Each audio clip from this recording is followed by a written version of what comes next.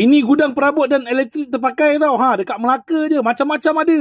Oh, lori dah sampai oh. Barang mesti banyak ni. Oh. Bang. Barang banyak sampai. Banyak bang. Kita nak kena stok ni bang. Oi, yang saya nak cari sofa. Macam-macam ada. Jom boleh masuk bang. Oh, rumah nombor 2 nak. Ayolah. Boleh bang.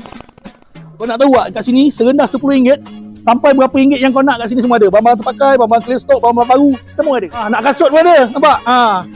Nak beli untuk rumah lah kasut ni. Ui, punya besar mari. 8x8. Harga baru RM699. Apa tak boleh?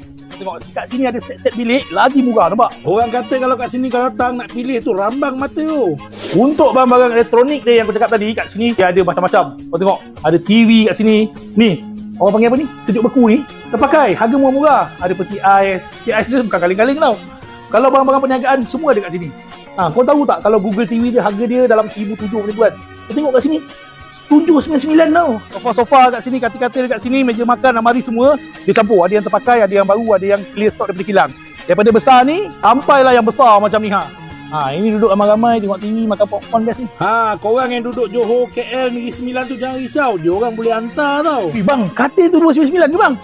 Nak ambil satu bang. Katil Devon pun kau boleh dapat kat sini tau. Murah. Barang elektrik kat sini, perkakas rumah, semua ada. Kau jangan risau, harga dia semua ada. Datang sini tak payah tanya. Kau tengok je. Bang, drum pun jual. Macam-macam Tak, tadi saya dah ambil motor ni. Saya dah ambil perabot semua. Harga dalam RM2,500 kak. Bayar 2 kali boleh? Bukan setakat 2 kali, 5 kali pun boleh. Serius kak? Ya. 5 kali pun boleh. Nanti hantar dekat alamat mak saya tau. Okey. Deposit jangan lupa tau.